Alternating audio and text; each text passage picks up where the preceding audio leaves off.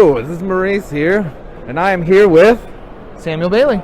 Samuel Daly, and we're here to talk to him about this fantastic game, Lawyer Up. So, sir, Yes. how long has this company been around? So Rock Manor Games, I think, has been around for 6 years, and I actually got involved in Origins 2015. It was like my first convention I came to after I left FFG, Fantasy Flight Games, and I wanted a free badge, and I saw that there was a post that was like, hey, if you watch my booth for lunch and when I go to the bathroom, you get a badge. So I was like, sure, I'll do that. And I came, and that's how I met Mike here. And we got to talking, and I liked the game they played. Had this cool deck builder called Brasswork Empires. And we just kept in contact, saw each other at con. And the next year, I showed him a game that I had, which is called Dreamweavers, which was like fairy creatures manipulating the dreams of mortals, but it had this like tug-of-war influence thing. And then like the next year, he's like, hey, it'd be cool to do a lawyer game. It's not a theme that's done. And I like lawyer games. Like I've had ideas for that. Hey, why don't you use like this? We can use like the manipulation sway mechanism from your game into that. So we talked about it quite a bit over the year, and then it was like the year before, I think the night before Gen Con, like the night before I was going to take a play in Gen Con, and we had talked about it, kind of some plays, and then I just did the whole first case. Did like 100 cards and like stayed up all night. Was cutting out sheets of paper on the airplane, making the prototype. Oh, and then, that's awesome. Yeah, and then we played it, and we're like, there's some things that aren't going to work here, but a lot of it works. And so then we just started developing it, playtesting it, made a second case, because originally it was just the one murder trial, to the second case, and yeah, then we started getting artists and everything. In fact, like the artist for this case was someone I had worked with in Belgium, and like had lost his job. I'm like, hey, you want to do some art? And he's like, sure, I'll do some art. So that was fun. Yeah, and then we did Kickstarter. Was it last year or the year before? And came out this summer, and already selling out pretty fast. So pretty That's excited about awesome. So, a late night creative binge. Yeah. Doing some lawyer stuff, as I'm sure many lawyers have. Middle of the night, digging through stuff, cutting up sheets of paper. I'm sure. No, this. So we had the opportunity to play test this game, and it was really fun. Do you want to tell us about like one of your favorite mechanics of this game, because it's a little unusual? I mean, it's unusual because it's rare.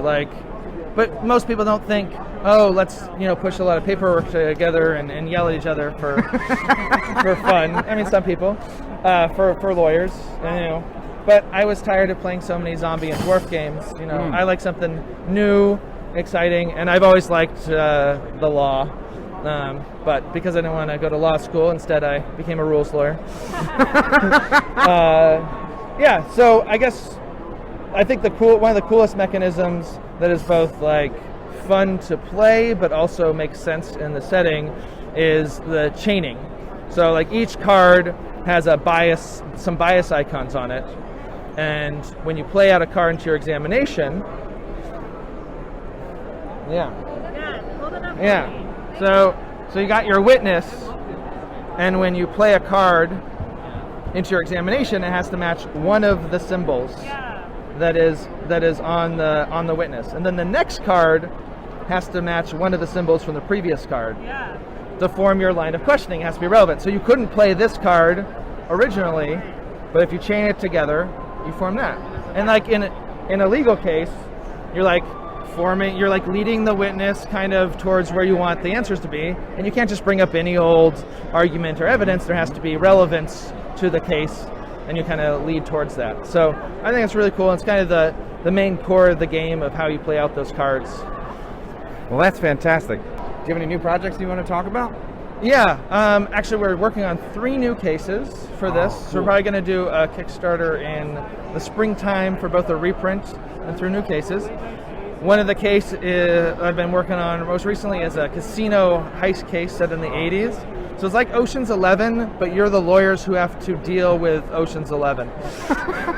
So each witness in that case has a secret and that's put on them that can be different every time they come out. But it could be either like a tip where they're like, hey, here's some information that I'm like, being an informant or turning on, one of the other heisters. Or it could be a con where they've tricked you.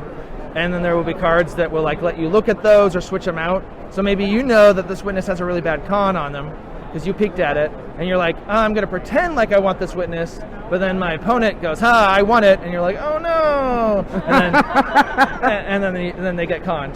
Sweet. And then then we have a divorce case, like a celebrity divorce case, where instead of the jury like swaying the jury, you're like swaying assets. So you're like, oh, I got the kids, or I got the house, or I got the cat. And each one of those assets is worth different points for each player.